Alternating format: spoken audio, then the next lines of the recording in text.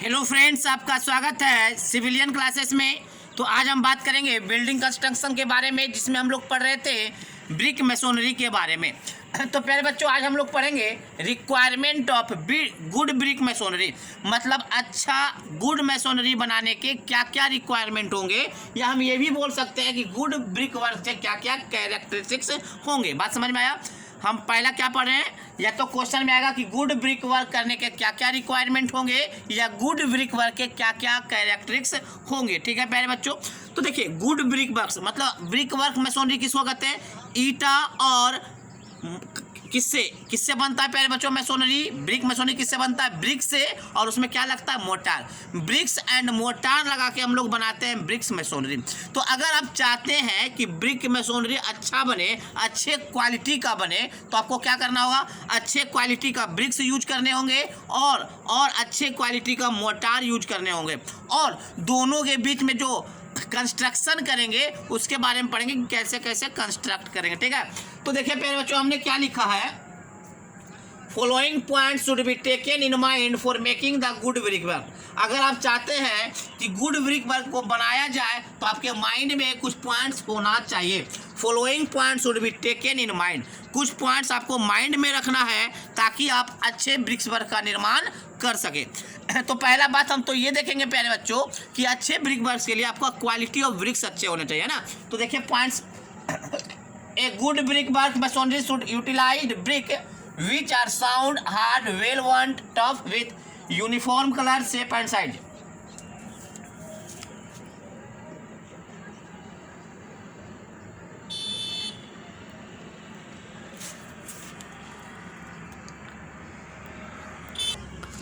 तो देखिए प्यारे बच्चों, हमने क्या बोला, ए गुड ब्रिक मैसोनरी शुड, अगर आप चाहते हैं कि गुड ब्रिक मैसोनरी, तो उसके लिए यूटिलाइज करना होगा, यूज करना होगा ब्रिक्स विच आर साउंड, वैसे ब्रिक्स को यूज करना होगा जो साउंड हो। साउंड कहने का मतलब क्या है प्यारे बच्चों? ब्रिक्स वाले चैप्टर में आप लोग पढ़ेंगे कि साउंड कहने का मतलब जब दो ब्रिक्स को आपस में टकराया जाए तो मेटालिक साउंड हो। अगर दो ब्रिक्स को आपस में टकराने पे मेटालिक साउंड होता है तो वैसे ब्रिक्स को साउंड ब्रिक्स कहते हैं।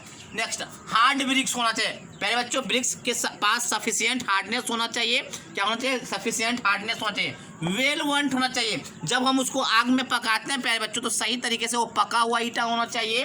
नेक्स्ट, टफ होना चाहिए, उसका टफनेस भी सफिशिएंट होना चाहिए।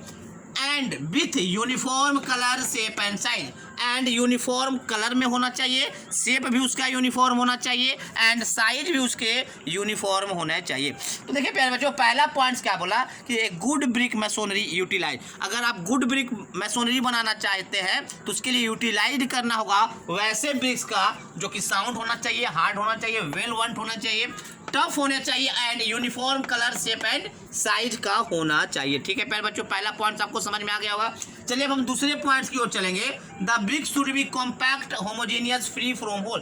प्यारे बच्चों, ब्रिक्स और कैसा होना चाहिए? कॉम्पैक्ट होना चाहिए, एकदम हार्ड। कॉम्पैक्ट समझे ना, उसको अगर कॉम्पैक्ट करेंगे तो पूरा हार्ड हो जाएगा।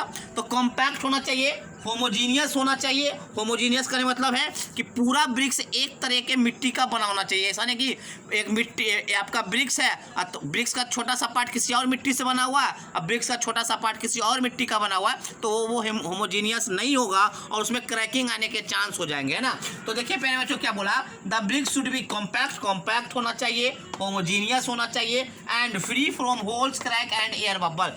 फ्री फ्रॉम मतलब ना तो उसमें होल्स होने चाहिए, ना तो उसमें क्रैक्स होने चाहिए, ना तो कोई एयर का बबल होना चाहिए। तीनों से क्या होना चाहिए? फ्री फ्रॉम होना चाहिए। और ना तो स्टोन लंप होना चाहिए। स्टोन लंप समझे ना, छोटा छोटा जो गिट्टी पाए जाते हैं मिट्टी में, तो उस गिट्टी को निकाल देना, उस स्टोन को निकाल देना है। स्टोन लंप से भी आपका ब्रिक्स क्या होना चाहिए? फ्री होना चाहिए। Next, These bricks should be properly soaked in water for at least 2 hours before use। प्यारे बच्चों, जब आप ईटा को यूज करने जाइएगा कंस्ट्रक्शन पर्पस के लिए, तो ईटा को यूज करने से पहले 2 घंटे तक उसको पानी में भिगो के रखना पड़ता है। 2 घंटे तक यूज करने से पहले 2 घंटों तक पानी में उसको ईटा को भिगो कर रखना पड़ता है। तो यही बात लिखा हुआ है, These bricks should be properly soaked। Soaked मैंने पानी में डाल देना, soaked in water। ब्रिक्स को क्या करना है? पानी के अंदर डाल देना है फॉर एटलीस्ट 2 आवर, कम से कम 2 घंटे के लिए, बिफोर यूज करने से पहले 2 घंटे तक के लिए आपको ब्रिक्स को पानी के अंदर डाल के रखना होगा। चलिए next, in the brick work the brick should be laid on their beds with their frogs pointing upward. प्यारे बच्चों हमने आपको ब्रिक्स वाले चैप्टर में फ्रॉग बताया था। फ्रॉग क्या था प्यारे बच्चों? ईटा के जो सबसे ऊपर वाले सरफेस पे गड्ढा बनाया जाता है जिसमें कि कंपनी का नाम लिखा जाता है। कंपनी का, मान लीजिए आप आकाश कंपनी का ब्रिक्स ला रहे हैं तो आकाश लिखा हुआ रहेगा किसमें? फ्रॉग में। तो जिसमें लिखा हुआ रहता है उसको क्या कहते हैं? फ्रॉग। तो जब भी आप ईटा को बिछाइएगा प्यारे बच्चों तो फ्रॉग्स का जो मुंह होना चाहिए ना ऊपर खुलना चाहिए, ब्रिक्स का जो मुंह होना चाहिए। मान लीजिए प्यारे बच्चों ये देख रहे हैं ना, ये आपका क्या है? ये आपका यही आपका फ्रॉग है ना, गड्ढा में नाम लिखा हुआ है। तो ये जो होना चाहिए इस तरह से सजाना है, ना कि इसको नीचे रख दीजिए। नीचे नहीं रखना है, हमेशा इसका मुंह क्या होना चाहिए? ऊपर होना चाहिए। इसका मुंह कहाँ होना चाहिए? ऊपर होना चाहिए। बात समझ में आ गया प्यारे बच्चों? तो यही बात लिखा हुआ है, इन the brick work the brick should be laid on their beds. जब उसको अपने उसके बेड पे बिछाया जाएगा तो कैसे बिछाया जाएगा? Frog pointing upward. उसका फ्रॉग का जो मुंह होना चाहिए, जो फेस होना चाहिए, वो अपवार्ड डायरेक्शन में होने चाहिए। नेक्स्ट, द ब्रिक कोड should be laid truly horizontal and should be truly vertical joint. प्यारे बच्चों देखिए, जब भी ज्वाइंट्स बनेगा, जब भी कहाँ बना दे ज्वाइंट्स, जब भी प्यारे बच्चों मान लीजिए ज्वाइंट्स बनेंगे, मान लीजिए ये ब्रिक को जोड़ रहे हैं प्यारे बच्चों, ये ब्रिक को हमने जोड़ा, तो प्यारे बच्चों ये जो ज्वाइंट देख रहे हैं एकदम ट्रूली हॉरिजॉन्टल होना चाहिए, और ये जो ज्वाइंट वर्टिकल वाला देख रहे हैं वो ट्रूली वर्टिकल होना चाहिए। टेढ़ा मेढ़ा अगर होगा तो इसका मतलब है कि आप लाइन सही से नहीं किए, प्लम्ब लाइन आप अच्छे से नहीं किए। आप देखते होंगे मिस्त्री को सूता से इसे मिलाते रहता कि मेरा जो दीवार है वो सीधा जा रहा है कि नहीं। वो सूता से क्या मिलाता है कि एकदम हॉरिजॉन्टल जा रहा है या नहीं, या एकदम वर्टिकल जा रहा है या नहीं, टेढ़ा तो कहीं नहीं हो रहा। तो वही बोल रहा है प्यारे बच्चों, क्या बोला? The brick course should be laid truly horizontal and should be have truly vertical joint. जब भी आप ब्रिक के कोर्स को बनाइएगा तो आप ध्यान रखिएगा कि उसका जो ज्वाइंट है एकदम हॉरिजॉन्टल या एकदम वर्टिकल होने चाहिए। चलिए एक और पॉइंट देखते हैं, the BRICS wall should be raised uniformly with proper bond. जब भी आप ब्रिक्स को खड़ा करने जा रहे हैं, रेज्ड करने जा रहे हैं, तो प्रॉपर बॉन्ड से ही खड़ा कीजिएगा। प्रॉपर बॉन्ड करने का मतलब है प्यारे बच्चों, हम लोग बॉन्ड पढ़े हैं जिसमें हम लोग पढ़े English bond, Flemish bond, stretcher bond और हेडर बॉन्ड। तो जो भी बॉन्ड हम लोग पढ़े तो एक प्रॉपर ढंग से आपको बॉन्ड का, ये नहीं कि कहीं फ्लेमिश दे दिए, कहीं हेडर दे दिए, कहीं स्ट्रेचिंग दे दिए, कहीं इंग्लिश दे दिया, ऐसा नहीं। जो भी आप बॉन्ड प्रोवाइड करें तो एक तरीके का प्रॉपर बॉन्ड आप प्रोवाइड कीजिएगा। These bricks wall should be raise uniformly with proper bond.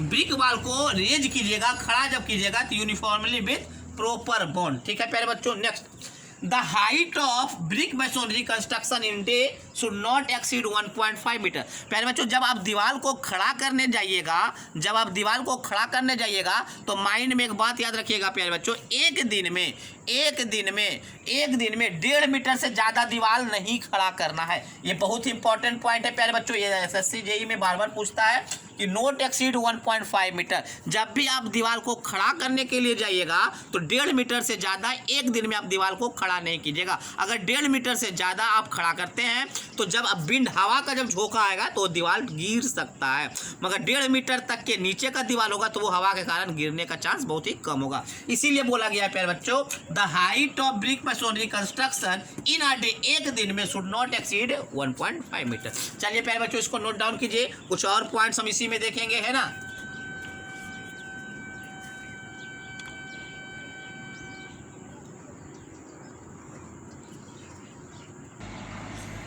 चलिए प्यारे बच्चों नेक्स्ट पॉइंट देखेंगे। अभी तक हमने 5 पॉइंट देखे थे गुड ब्रिक वर्क्स के क्या रिक्वायरमेंट्स होने चाहिए, है ना।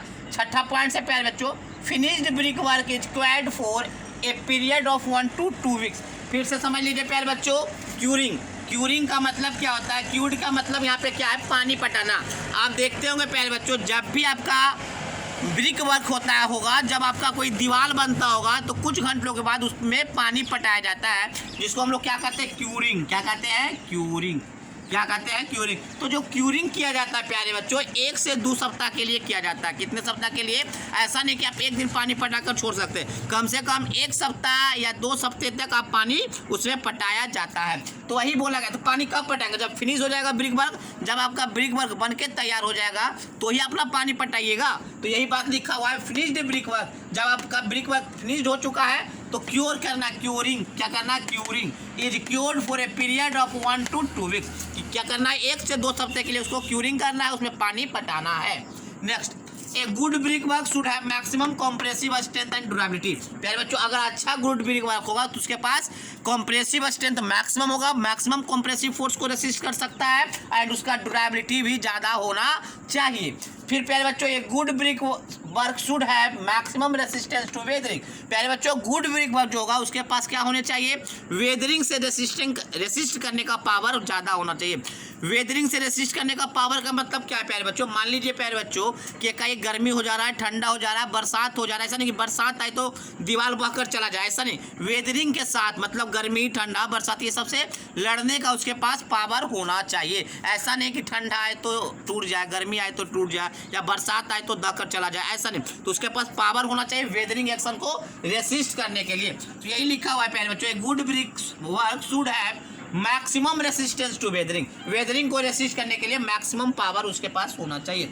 ए good brick work should be fire resistance. प्यारे बच्चों, जो अच्छे गुड ब्रिक वर्क, जो अच्छे ब्रिक्स वर्क होते हैं, ब्रिक वर्क होते हैं, उसमें फायर रेसिस्टेंस होता है, मतलब आग नहीं लगता है, आग नहीं लग सकता है। बात समझ में आया, आग नहीं लगेगा, फायर रेसिस्टेंस दीवार होता है। Motor should B use in proper proportion. प्यारे बच्चों, आप ब्रिक वर्क में मोटार यूज कर रहे हैं, और वो जो मोटार होना चाहिए, मोटार किसको कहते हैं, सीमेंट, बालू और मिक्सचर, सीमेंट, सैंड और पानी के मिक्सचर को, सीमेंट, सैंड एंड पानी का जो मिक्सचर, मतलब सीमेंट और सैंड का जो प्रोपोर्शन होना चाहिए वो सही। प्रोपोर्शन का मतलब है किस रेशियो में दोनों को मिलाया जाए। तो 1 kg मान लीजिए सीमेंट तो 3 kg बालू, ये क्या हो गया, प्रोपोर्शन। तो सही प्रोपोर्शन में आपको मोटार को बनाने हैं। ठीक है प्यारे बच्चों, तो ये हमने पढ़ा गुड ब्रिक वर्क के क्या क्या रिक्वायरमेंट है, या गुड ब्रिक वर्क के क्या क्या कैरेक्टरिस्टिक्स है। प्यारे बच्चों, इसको पहले नोट डाउन कर लीजिए। चलिए प्यारे बच्चों, अब हम लोग देखेंगे प्रिकॉशन इन ब्रिक मैसोनरी। जब आप ब्रिक मैसोनरी बनाने जाएंगे तो क्या क्या सावधानी बरतेंगे, क्या क्या प्रिकॉशन लेंगे, मतलब प्रिकॉशन का मतलब क्या होता है प्यारे बच्चों, सावधानी, है ना। तो ब्रिक मैसोनरी बनाने समय आप क्या क्या सावधानी लेंगे उसके बारे में हम लोग देखेंगे। तो प्यारे बच्चों, इसके पहले अभी हम लोग पढ़े थे requirement of good bricks works. Good bricks works होने के क्या क्या रिक्वायरमेंट है।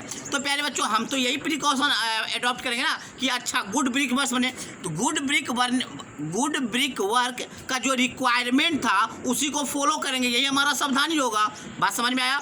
हमने इसके पहले पढ़ा था requirement of good brick work, मतलब गुड ब्रिक वर्क होने के क्या क्या रिक्वायरमेंट है। प्यारे बच्चों, अगर उसके रिक्वायरमेंट को हम फुलफिल कर दे तो यही तो सावधानी हमको बरतना है। सावधानी क्या बरतना है प्यारे बच्चों, कि जब भी हम ब्रिक वर्क बनाने जाएंगे तो जो यूनिफॉर्म शेप का साइज होना चाहिए ब्रिक का, आपका रेडिश इन कलर होना चाहिए, हार्ड होना चाहिए, कॉम्पैक्ट होना चाहिए, होमोजीनियस होना चाहिए, यूनिफॉर्म शेप एंड साइज में होना चाहिए। बात समझ में, जो रिक्वायरमेंट था आपका गुड ब्रिक का उसी को फॉलो करना हमारा क्या होगा, सावधानी होगा, है ना, कि कहीं गलत ना हो जाए। तो गुड ब्रिक वर्क के जो भी आपका रिक्वायरमेंट तो आप यहाँ पे प्रिकॉशन के रूप में लिख सकते हैं।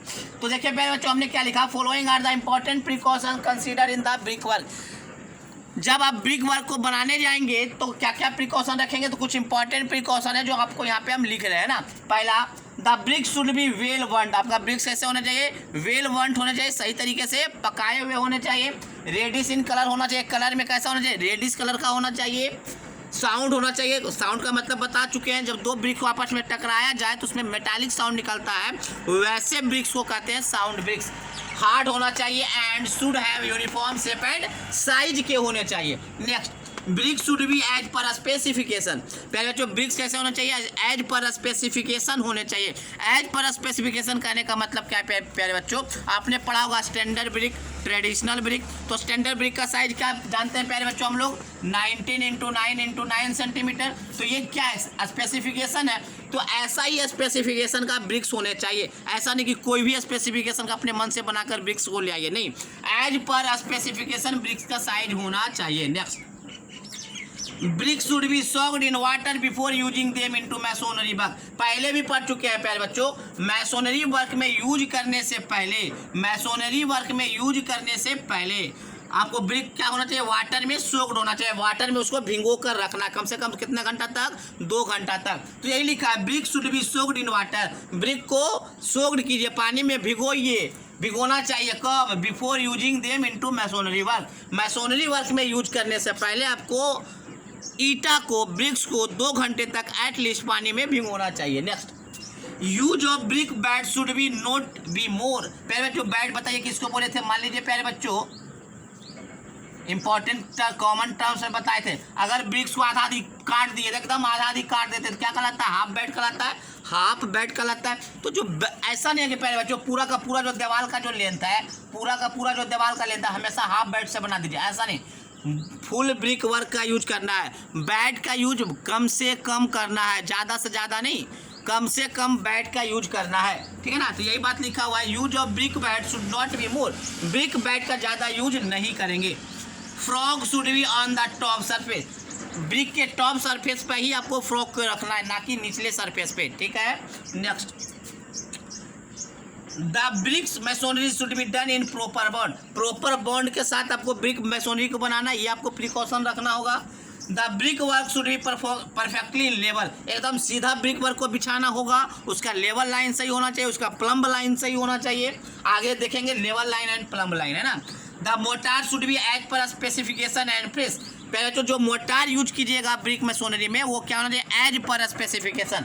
एज पर स्पेसिफिकेशन कहने का मतलब क्या है प्यारे बच्चों? या तो 1:3 यूज होता है या तो 1:4 यूज होता है, तो आपको इसी स्पेसिफिकेशन में लेना होगा और फ्रेश होने चाहिए। ऐसा नहीं कि अभी मिलाए हैं मोटार को यूज करेंगे 4 घंटा के बाद, नहीं, एकदम अभी मिलाइए और अभी ही यूज कीजिए, एकदम फ्रेश यूज होना है ना, नहीं तो हार्ड हो जाएगा तो उसका स्ट्रेंथ घट जाएगा, ठीक है ना। Next, proper curing is done, प्यारे बच्चों उसको प्रॉपर क्यूरिंग भी देना है, जब वो फिनिश्ड हो जाए, क्यूरिंग का मतलब समझ रहे होंगे, पानी से पटाना, तो सही तरीके से सही टाइम तक उसको क्यूरिंग भी करना होगा।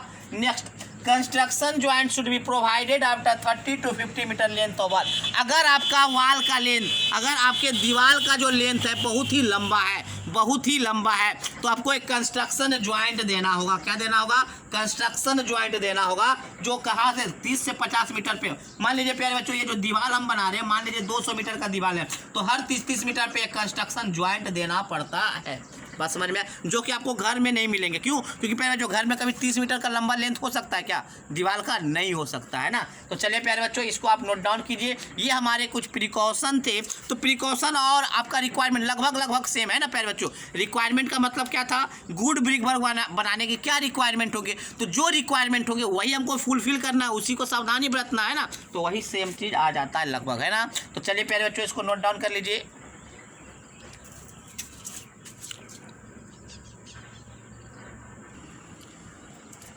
देखिए प्यारे बच्चों हम लोग पढ़ेंगे streaking and racking. Streaking and racking, देखिए प्यारे बच्चों स्ट्रीकिंग एंड रेकिंग का, तो मान लीजिए ये हमारा दीवार है, ये हमारा दीवार है, ये हमने ईंटा को लगा दिया, ये हमने ईंटा को लगाया प्यारे बच्चों। अब देखिए ये जो ज्वाइंट देख रहे हैं ना, ये जो ज्वाइंट देख रहे हैं यहाँ पे रेक, ये हॉरिजॉन्टल और जो वर्टिकल जो ज्वाइंट्स है, हॉरिजॉन्टल और जो वर्टिकल ज्वाइंट्स है, वहाँ पे देखिएगा थोड़ा सा कड़नी के मदद से गड्ढा कर दिया जाता है। कड़नी के मदद से क्या किया जाता है? गड्ढा कर दिया जाता है। इसी प्रोसेस को कहते हैं स्ट्रीकिंग एंड रेकिंग। हमने क्या बोला? जो आपका हॉरिजॉन्टल और जो वर्टिकल ज्वाइंट्स है उसको क्या किया जाता है? कड़नी, कड़नी मतलब ट्रॉवेल के मदद से, किसके मदद से? ट्रॉवेल के मदद से उसको थोड़ा सा गड्ढा कर दिया जाता है, ताकि उसका अपीयरेंस बना रहे, उसका अपीयरेंस बना रहे, अपीयरेंस में अच्छा लगे, दिखने में अच्छा लगे। और जब इसमें हम प्लास्टर करें, जब हम इस पे मोटार का प्लास्टर करें, तो मोटार प्लास्टर मतलब प्लास्टर मोटार एंड ब्रिक के बीच में बॉन्डिंग अच्छा बन जाए। क्या बन जाए? बॉन्डिंग अच्छा बन जाए। तो प्यारे बच्चों ये स्ट्रेकिंग एंड जो रेकिंग जो किया जाता है न्यूली लेड ब्रिक्स वर्क में किया जाता है। किसमें? Newly laid. प्यारे बच्चों जब आप ईंटा को जब बिछाते हैं ना, जब बिछाते उसी समय आपको क्या करना होगा? स्ट्रीकिंग एंड रेकिंग करना होगा। क्यों? क्योंकि जब ये हार्ड हो जाएगा प्यारे बच्चों, अगर न्यूली में नहीं कीजिएगा, जब ये हार्ड हो जाएगा तो आपका स्ट्रेकिंग एंड रेकिंग नहीं होता है। बात समझ, हो ही नहीं पाएगा ना। तो स्ट्रेकिंग एंड रेकिंग क्या? एक प्रोसेस है, एक प्रोसेस है जिससे हम मोटार ज्वाइंट को फिनिश करते हैं, जिससे हम मोटार ज्वाइंट को फिनिश करते हैं between newly laid bricks, between newly laid bricks. जो नया नया जो ब्रिक्स को हम बिछाते हैं, ब्रिक मैसोनरी बनाते हैं, उसके बीच में हम क्या करते हैं प्यारे बच्चों? फ्रीज करते हैं। उसी प्रोसेस को क्या बोलते हैं? स्ट्रेकिंग एंड रेकिंग। स्ट्रेकिंग एंड रेकिंग करने का हमारे पास दो ही पर्पस होता है, ताकि अपीयरेंस अच्छा रहे, दिखने में अच्छा लगे, और दूसरा बॉन्ड अच्छा बने। किसके बीच में? ब्रिक्स एंड प्लास्टर मोटार के बीच में, है ना। जब प्लास्टर करेंगे तो उसके मोटार के बीच में अच्छा बॉन्ड बने। तो देखिए प्यारे बच्चों हमने क्या लिखा? Streaking and racking is the process by which finish the motor joint. क्या बोले, स्टिकिंग एंड रेकिंग क्या एक प्रोसेस है जिससे हम क्या करेंगे, मोटार ज्वाइंट को फिनिश करेंगे। मोटार ज्वाइंट किसके बीच में रहेगा, बिटवीन न्यूली लेड ब्रिक्स, जो नया नया जो ब्रिक्स बिछाएंगे उसके बीच में जो ज्वाइंट होगा उसी को क्या करेंगे, फिनिश करने का जो प्रोसेस है वो स्टिकिंग एंड रेकिंग कहलाता है। अब देखिए प्यारे बच्चों, process, purpose of sticking and raking, क्या पर्पस है स्टिकिंग एंड रेकिंग का, तो to obtain the good appearance of brick masonry, पूरे ब्रिक मेसोनरी का अपीयरेंस अच्छा हो, दिखने में अच्छा लगे, पहला काम ये है। दूसरा, to provide good bond between brick masonry and plastered mortar. बात समझ में आया, जो ब्रिक मेसोनरी हमने जो बनाया था उसके ऊपर जो प्लास्टर जो हम मारेंगे उसके बीच में बॉन्डिंग अच्छा हो, उसके लिए भी आपका स्टिकिंग एंड रेकिंग किया जाता है। समझ में आया प्यारे बच्चों, चलिए नोट डाउन कीजिए।